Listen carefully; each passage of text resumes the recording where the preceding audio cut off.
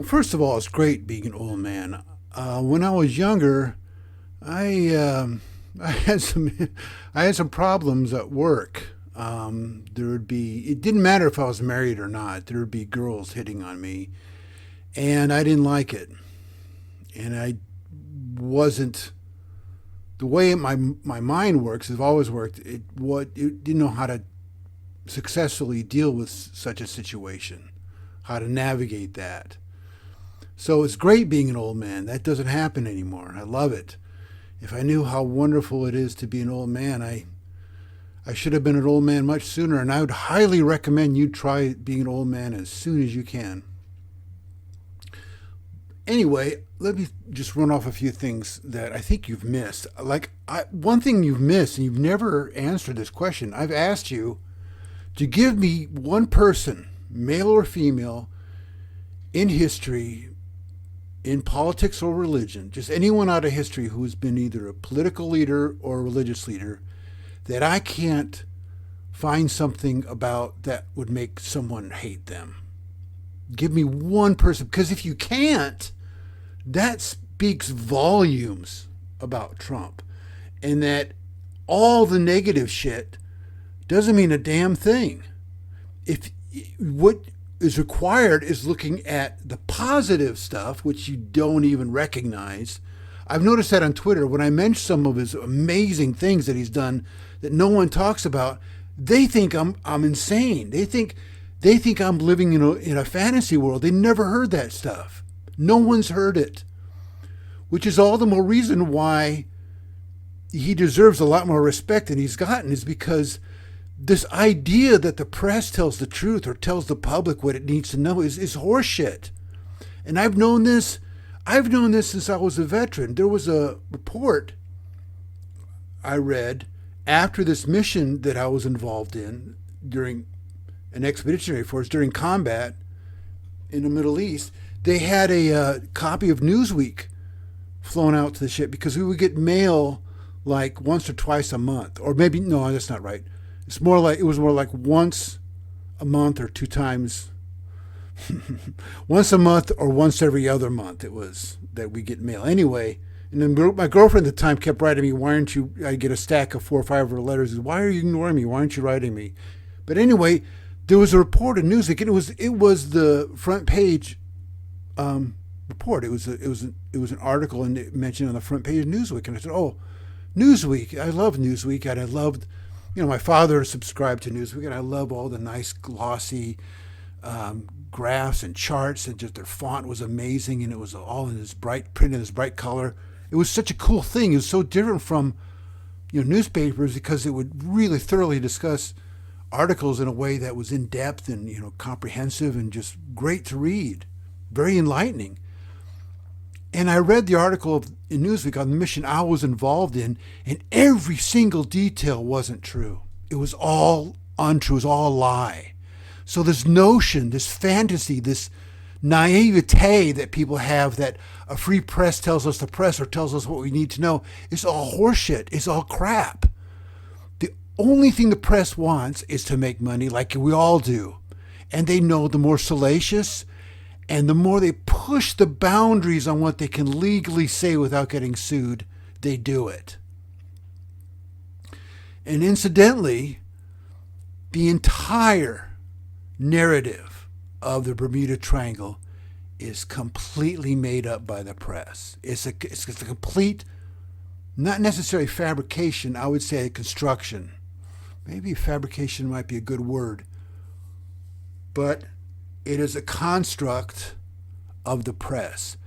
They take what witnesses say out of context, and they twist it a little bit to make it sound like something completely unexplainable happened to either a ship or a squadron of aircraft or something like that. But it's all untrue. And if you want to know about that a little bit more, Nova has a special on that. And they said in every single case when they went to the source, they didn't go. You don't go to the newspaper. You go to the source, the actual people that the press interviewed, and they said in every single case, the mystery just dissolved. Every single case of the Bermuda Triangle was explainable when you do investigative reporting. And no one has the time or the ability to do that. We're influenced by these little memes, with little bullet points. Well, the truth is never like that. Bradolini's law is a real thing. The truth, it takes an exponential amount of time to explain what people post in these little tiny memes. And I just got through debating some bullshit that George Takei posted, implying that Charlie Kirk, the implication is just so fucking absurd. They imply that Charlie Kirk said that birth control pills turns women into Democrats. And if you go to the source and listen to what he actually said, he doesn't say anything about anything like that. In fact, he couches his words very carefully so that he's not saying that. And, here's something else that's amazing. The little video clip that they have, I don't know where George Takei gets these things or if he made it himself, but the clip starts mid-sentence. And he's already talking about some particular group of women that we don't even know what it is. And he says, well, they do this and they do this and they do this. It's really amazing. And to win this debate I was having with this kid who's probably too young to even vote, was that I just transcribed the video and I said, here, look, read for yourself. That's not what Charlie Kirk says.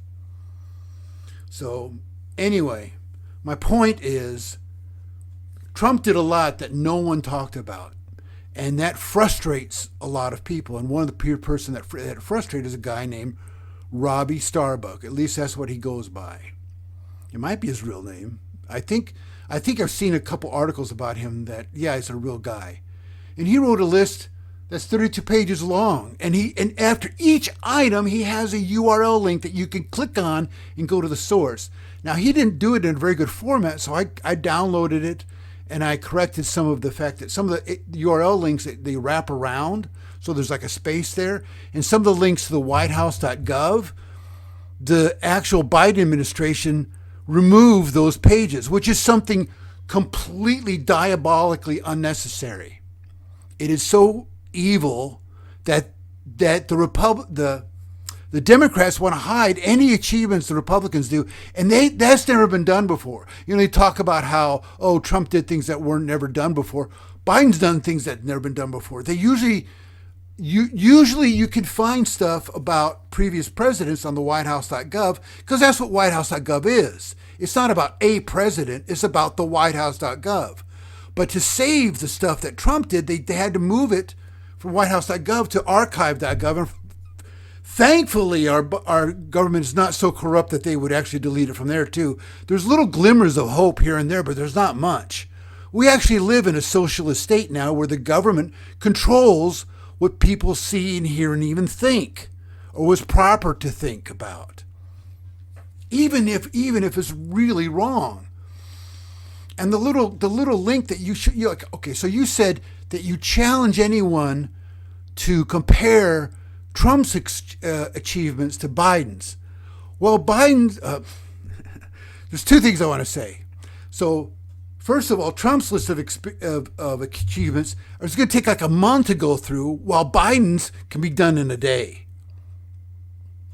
So I'm doing the hard stuff first because there's so many different lists and they list different things. Because the person making the list, he's motivated by what things that he thinks are important and what an institution says. And then think about Liberty College. There's another organization, I think, called RAC. They actually have, just like Robbie Starbuck, they have the link. They have the points he did, and they have the links that you can click on to check and read the facts out for yourself. So, now, about the voter fraud. This is why I'm have to make this, because I don't think you're brave enough to have a face-to-face debate with me. No offense, but I don't think so far no one has been brave enough to do it. They find some dumbass reason to excuse themselves, like they always do. I have more time to do this than to talk to a so-and-so. I would love to lose a debate with someone. I would love it, because you only win by losing. You don't win by You don't gain anything by winning. I'm just going over the things I already know. You win by actually in a way you do win by failure. You achieve something by failure. When you learn, you have benefited, and you only learn by failure. You don't learn by successes. You only learn by failures. So January 6th was something that everyone gets wrong, and it's frustrating to me when I know things that no one else talks about. Now, Al Jazeera has a very good copy of Trump's January 6th speech. He doesn't say anything in there that's malicious. And here's something no one else talks about. The purpose. Why was it January 6th? Why did all this happen on that date? What's the significance of that? I'm going to assume that you don't know. But according to the Constitution, if there are voter irregularities, serious issues where, look, this looks fucked up, we have to talk about it in the state capitol, then according to the Constitution, those things are addressed openly and objectively on that date, on January 6th. And by the way, Biden had already declared victory then because he knew they had to do that. They had to get momentum going and acceptance in the population so that it would be unquestionable and it would make his opponents look bad by doubting it. Oh, wait a minute. He just declared he's the president-elect. No, he wasn't the president-elect. On January 6th, he wasn't even the president-elect. That was fraud. That was malicious. That was fraud. That was intellectually dishonest. And Biden did it. That is proof of more election fraud. The fact that he declared himself to be president-elect when he wasn't. He was constitutionally not the president-elect then.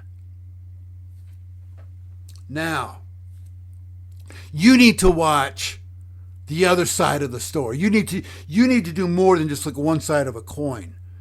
Because the Epoch News, a former coworker of mine who I had lunch with, he said, you got to watch this. So I watched it. Now, what they don't tell you about January 6th is that the first casualties were all the peaceful protesters. Okay, so first of all, Trump, what they were discussing on January 6th in the Capitol was all the evidence of voter fraud. So to say there's no evidence is absurd because that's exactly what they were talking about on January 6th. And that's what Biden has signed executive order demanding we don't talk about. So those are two vital evidence proofs that there was voter fraud. Now, I've already talked about the Georgia phone call that Trump said that is supposed to be evidence of him trying to overturn the election. But in that phone call, and it seems like Trump didn't know he was being recorded, by the way. I can't tell for sure, but I'm leaning that way because it sounds that way. Because in that phone call, the only thing that's really going on for Trump is that he's pissed and he's shocked and he's stunned and he doesn't know what the hell to do. Because he had attended, or I shouldn't say attended, he had conducted these massive rallies that were filled in stadiums to capacity while Joe Biden had a room full of just a few people. So the idea that he lost stunned everybody. Or maybe not everybody, but maybe everybody. It was stunning. Let's just say that. So on the Georgia phone call, first of all, one guy, you got to listen to it. It's an hour long, but you can find it lots of places online. One guy was baiting Trump, actually. He was saying, instead of this issue becoming litigious, is there anything we can work out here? Any kind of deal we can work out to avoid this going to the courts? Now, if the election in Georgia had been above board, there's no way that the guy in Georgia would have said that. That is messed up. That implies immense corruption on its own, and that's evidence of fraud. Hey, let's kind of work this out. Let's don't go to the courts. Let's work a deal out here. And so he's baiting Trump to say something. Well, how about if I do this little thing on the side and help out your state? And, he's baiting Trump, and Trump doesn't take the bait. Trump is still going through things where, how could this happen? There's all these things that look suspicious, and he was going through the things that he was told, that Trump was told. I can't imagine how he could just come up with this stuff out of thin air, because he mentions people's actual names and stuff that Rudy Giuliani told him. And Georgia went back saying, no, we don't have the evidence you have. Can you share it with us? And I'm more interested in what Georgia says than what Trump said. I don't know if what Trump said is true or not, but it's more interesting what the Georgia officials said. And they said stuff like, they said two things that really popped out. They said a lot of things, and maybe some of the other things have merit, but the two things that I found that have real merit or significant merit was the admission that dead people had voted. So there you go. That's incontrovertible. If you want to say, oh, there's no evidence of fraud, when they admit there's fraud and they admit dead people voted, that's incontrovertible proof, and it's demonstrative. I can show it to you. You can look up for yourself that you can look up the recording for yourself. It's all over YouTube. It's an hour long. Listen to it. And that's, by the way, this is supposed to be evidence of Trump trying to pressure them into overturning the election. But if you listen carefully, he didn't do that. He doesn't step over that line. And in fact, at the end of the recording, he says, I only want what's fair. Do what you can. Okay. But he's pissed. He's very upset because he didn't expect it. And so you got to give everyone the benefit of the doubt, even Trump. So they said that dead people voted.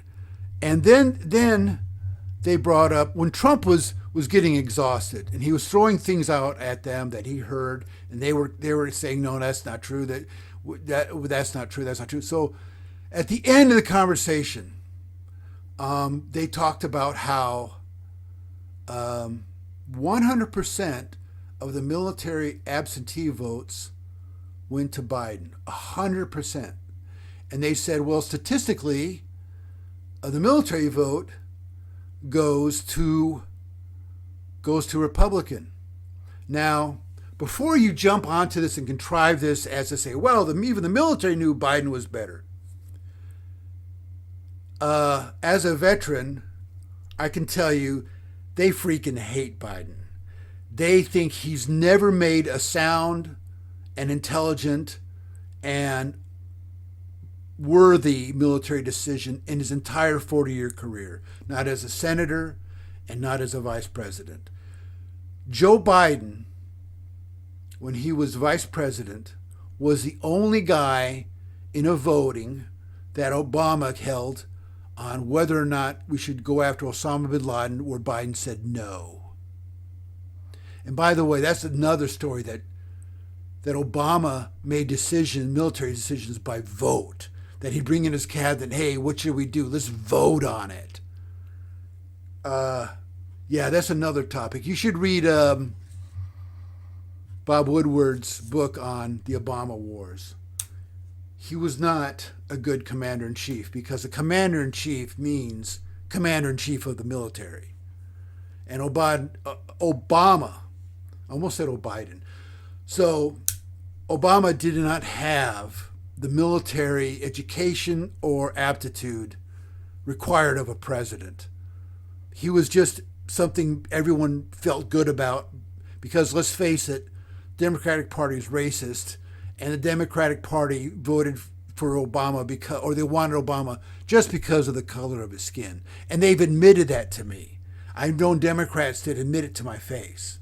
said, "Isn't that racist if you support Obama or president because of the color of his skin?"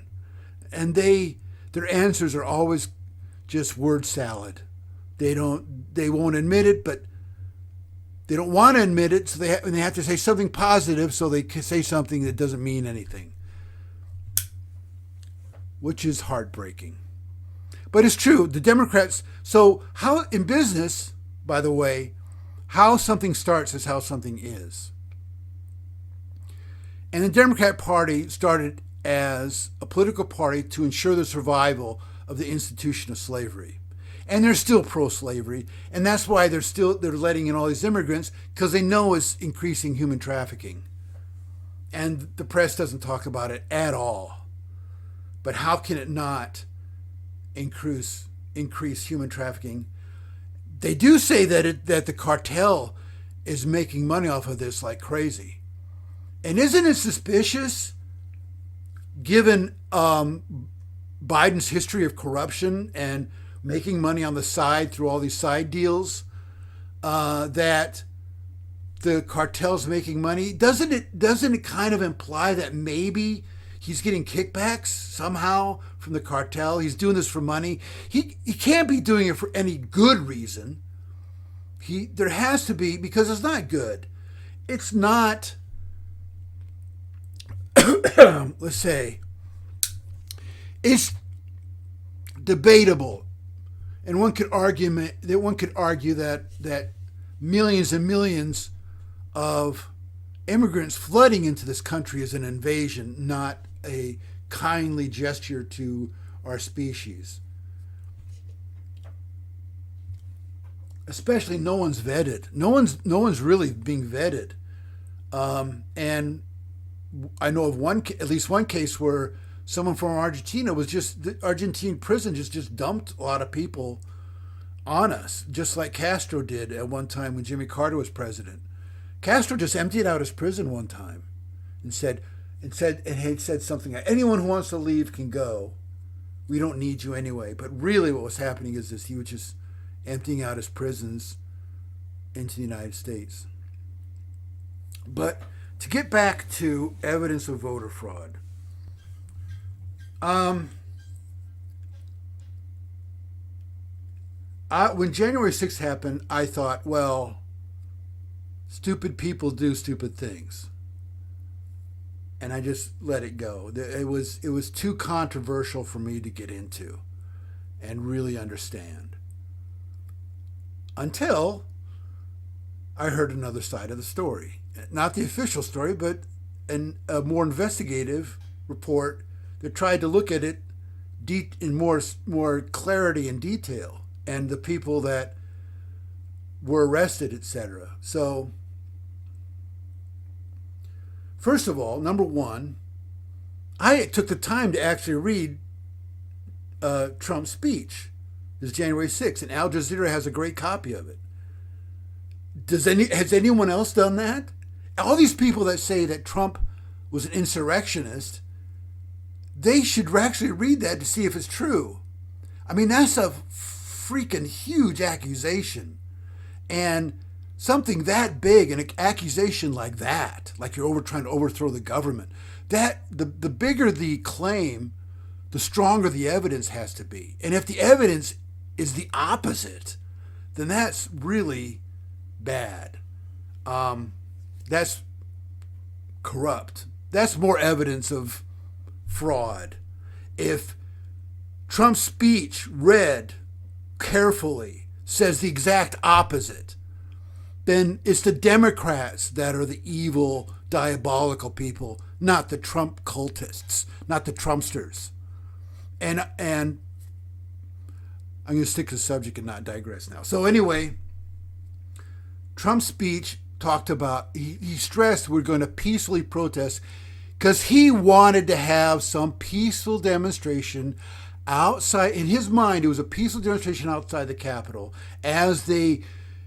his intention was that they would go over the voter fraud one by one, and there would be a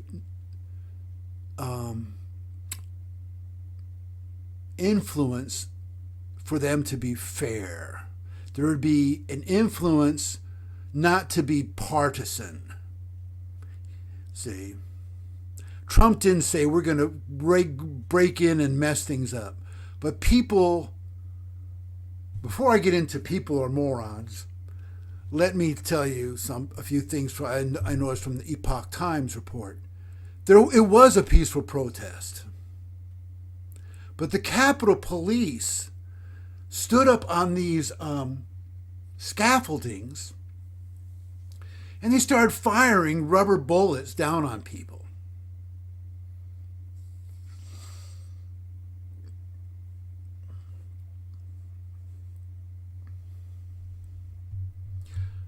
Yeah. Can you explain that? Can you explain the fact that there was one guy he was like, the Capitol Police were standing on these steps, and one guy decided to climb up on the side on these little, like, I can't describe it. It's not like a hand railing, but it's some kind of marble or granite uplift on the side of the stairs. He's kind of like a wall, and he was climbing up on top of that. And some guy pushed him off, and it was at least a story and a half drop. It was at least falling off, like the equivalent of falling off a 1-story roof. And these other people, they just, without doing anything, they made a makeshift stretcher and carried him out. And then they started firing rubber bullets on him. They started on these without any cause. There wasn't any riot going on.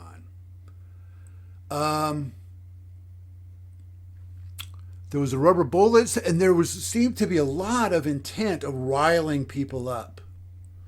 And although on Twitter they have a lot of shots with pictures of people breaking windows and stuff, this was after the people had become just completely enraged. And when you're enraged, you're not thinking straight. There's a local guy too. I don't know what he came by. There's a local guy I talked to that was there. What was he here for?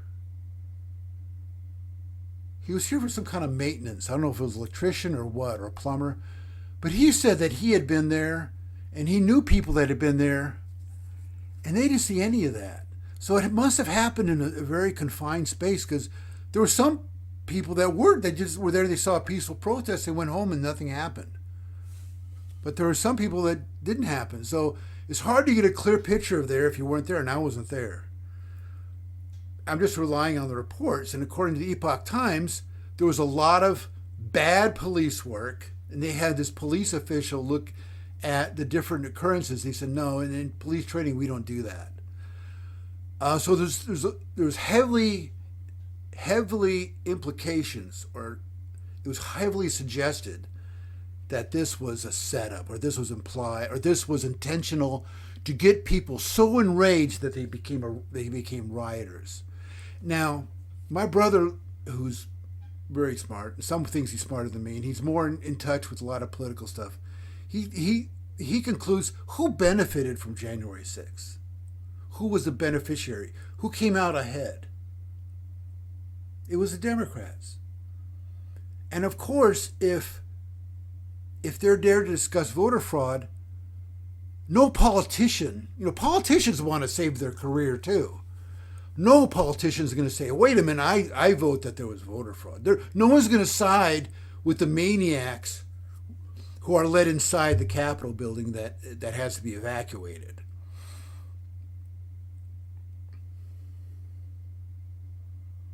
So it's suspicious at best. At best, it's suspicious. First of all, Trump didn't incite an insurrection, and secondly, those people were riled up to fight back. And also, we're not given the full picture of things, because when it was first happening, there were video clips that we don't see online anymore. I haven't searched, but I don't see them on Twitter, that people held the door open for them and they motioned them in. There's a clip I've seen where one of the Capitol Police guys just opens it. Okay, we worked them up for high enough, and they opened the door and they just issued them in. Now, the whole thing is a mess. The whole thing is just one giant screw up, because there was one young man who was just a complete pacifist, that he wanted to just travel the world, or he was one of these, spiritualists who is not attracted to money, and he wants to have a meaningful life. And he was teaching English in like Thailand or something, and he wrote, all he would the one thing he loved to do is write these little inspirational postcards and send them out to friends, and he would do it to distant friends and relatives all the time. And then they said, oh, there's a peaceful protest going on, and he was a Republican, and he went to this thing, and all he did, he was just kind of sucked up into the crowd. The crowd surged forward, and he couldn't back down, and he's one of these guys that was motioned to go into the White House, not White House, excuse me, the Capitol, and his lawyer said that there was like a velvet rope or something for visitors, and he never crossed that little velvet rope. He just kind of walked along, and then he walked out, and then he went home, and later the FBI called him. And the charges were like crazy charges that the federal government leveled on him, and he was labeled an agitator and an insurrectionist, and he lost his girlfriend. A lot of his friends disowned him, and his lawyer told him, look, just plead guilty to these lesser charges, and you'll be fine. And just the legal stuff was going back and forth and back, and it consumed him, all the legality. And as someone who's been through, I haven't been through any kind of similar process at all, but through anyone who's been through, I've been through a small claims court thing, which was very, very eye-opening on how the legal system works. It doesn't work like people think it does. It's a mess. So, as I understand, there was something like he was asked to plead guilty about something, and then because he heard someone else got a really light charge, and even though he wasn't guilty of anything, he pleaded guilty to some kind of weirdly worded thing. And then when he found out that someone else that he was facing like 20, 30 years in federal prison, he just went ahead and killed himself. And there's a article about it online. You can Google it. January 6th, activists commit suicide, and his whole family's sure that he committed suicide because of this. Now, I know that there's one guy he started a movement called the Walkaway Movement, where people were fed up with the Democratic Party, these Democrats, and they're walking away from the Democratic Party. And just the emotion of the event, he got swept up into it. And he didn't get any prison time, but he got some kind of, I don't know what it's called. Some kind of, I don't know what it's called. I don't know what it's called when you've been found guilty of something, but you don't go to prison. I don't know the legal term of it. But he's probation, something? I don't know. But yeah, I think he was innocent. I don't think he intentionally wanted to cause anyone harm. Now, you compare that event to all the shit that happened in 2020. And all the left-wing, the Antifa and the Black Lives Matter thing, and just other young liberal Democrats and communists. There's a group of communists that were active too. All that shit where they went out intentionally to cause property damage, to set businesses on fire. Black Lives Matter went out to black neighborhoods to set black businesses on fire, which is bizarre. And the Antifa thing in Portland, where they were trying to take over the state building there, the state house, the capital. I don't know if Portland's the capital of Oregon, but anyway, some large state government facility there, and they had federal police out there and they were shining lasers in their eyes to blind them. The feds, the kids were shining lasers to blind the feds. So though that wasn't any peaceful protest, but the media would excuse it. A lot of people on CNN will say, well, you're not going to have a protest and just walk around and march. It's mostly peaceful, and oh, there is some proper damage. They would excuse all that stuff. That's why the whole system is so damn corrupt. It's unbelievable. And by the way, that's not the First Amendment. You don't have a First Amendment right to cause property damage. Go read the Constitution in the First Amendment. It says you have the right to peacefully assemble and protest things going on bad with the government. The police doesn't have the right to rile you up so you turn into a rioting mob, which is what happened on January 6th. And the protesters like Antifa and Black Lives Matter, they didn't have a right to go to have an armed riot and break into and go onto other people's properties and threaten to assault the owners of the properties or burn places down or beat people to death with sticks. Or if someone has a counter protester, actually murder them. That's not with the First Amendment right. Look up the FBI definition of terrorist or terrorism. The official FBI definition of terrorism says using violence to advance a political agenda. And that is precisely not only what Antifa did, which isn't a real group, they say, but it's what the Democratic Party did. It is what Kamala Harris encouraged to be done. She emphatically insisted that the riots and the murders that are happening in the streets in several predominant cities during the 2020 election year, she said, well, if we don't get our way, it'll continue after Trump is reelected. So that's on record. You can look that up. I wonder if this is all I have to say for now. Well, there's a lot more. Especially the items that were actually supposed to be discussed legally on January 6th, which were halted. Those items we can go through. It'll take a little while for me to dig up. But briefly, one of the acts of election fraud that happened in 2020 was that, it wasn't Massachusetts, which is a different story, but it was one of the New England states. I'm sorry, I don't know which one. You have to Google it.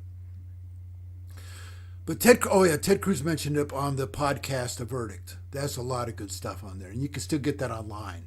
Just line up the dates. All the Verdict podcasts are online, and you can line up the dates leading up. Start with January and go forward. Or December and go forward a little bit, and just listen to what he says. He's very litigious. He knows that. Okay, I don't like Ted Cruz. But I don't judge the information by who gives it. If the information is good, is sound, then I like it. If it's not sound, then I get suspicious and I consider the source. But he knows Constitution law and that kind of stuff, or he asserts he does. He doesn't know everything. Which could be another course of a podcast of why I was against him getting the Republican nomination. And there's, oddly enough, an atheist who was a supporter of him, and we had a debate going back and forth. Yeah, he was a nice guy. That's the bad thing about debates, is that after it's over, you're not friends with the person anymore. He was actually a pretty bright guy. Anyway, but he was a Ted Cruz supporter, and I had really solid reasons why he shouldn't be president. So, Ted Cruz mentions in some New England state, I forget which one, but I could look it up, you could too, that the state constitution forbade absentee ballots. The state constitution would not allow any absentee ballots because of their tendency to be used as fraud. Now,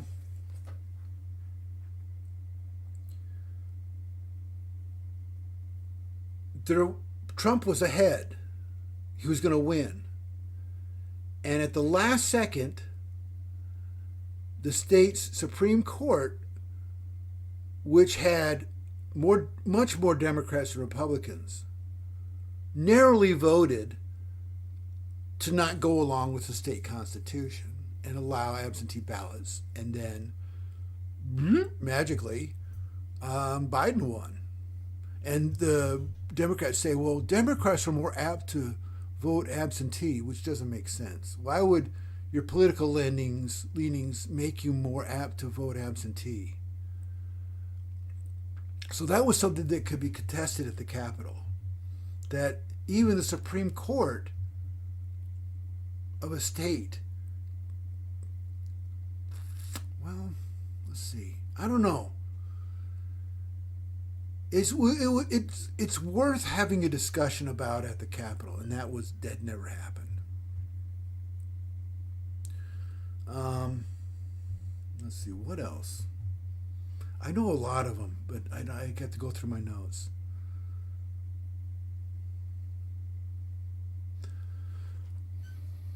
But the fact is, there was lots, and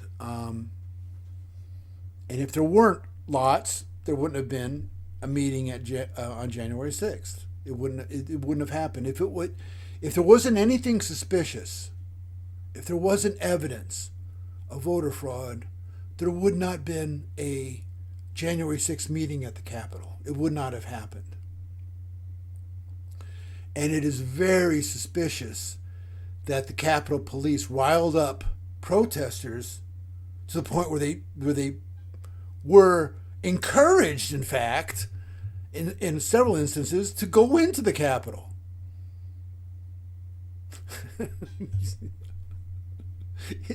It's not good. It's not a good look. It looks very suspicious.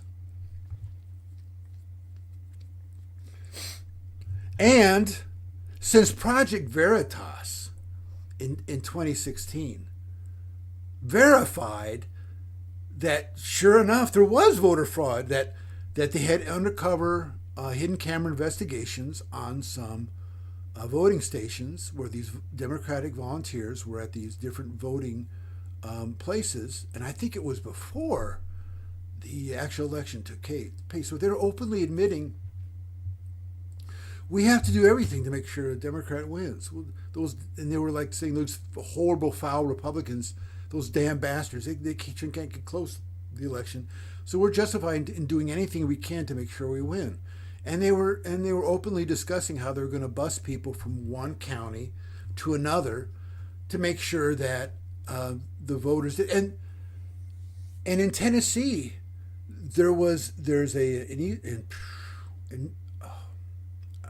I should go through the names and dates and everything and tell you, but there's actually a book written about how there was a Democrat who he won by doing just that kind of stuff. He would get people on a bus, he'd feed them lunch and then take them to voting places. And the reputation of stuffing ballot boxes, the Democrats stuffing ballot boxes, goes back, generations.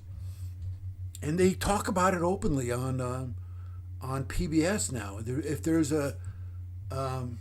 there's a broadcast on how different famous business people try to run for office, and they have overwhelming support to be president, the Democrats come out in force, and after the election they find ballot boxes floating down the river, and there's like lots of Republican